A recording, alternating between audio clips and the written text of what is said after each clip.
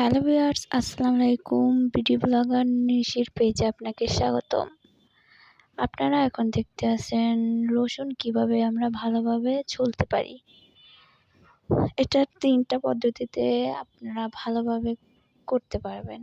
প্রথমত রসুন যদি ভালো করে ভিজিয়ে রাখেন, তারপরে দেখা যাইব যে ফ্যানের বাতাস কিংবা অন্য হাওয়াতে এগুলা ওরা পুরা ঘরেতে নোংরা করে না, হাত জ্বলে না।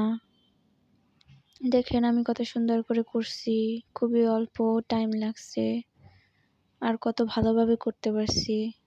আপনারা চাইলে এভাবে সবাই করতে পারেন। একবার হলেও সবাই ট্রাই করে দেখবেন কতটা ভালো হয়। প্রতিটা রসুন কোয়া কোয়া করে আমি এক একটা করে করছি, হাত জ্বলে নাই, ছোবলাগুলা উড়ে নাই। পরে এগুলা বটি দিয়ে ভালো করে কুচু কুচু করে নিচ্ছি। দেখতেই পারতেছেন আপনারা।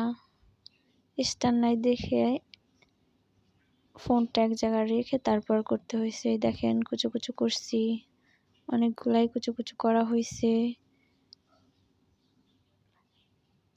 আপনারা দেখতেই পারতেছেন আমি হাতে নিয়ে ক্যামেরার অ্যাঙ্গেলটা ঠিক রেখে তারপরে কুচু কুচু করতেছি।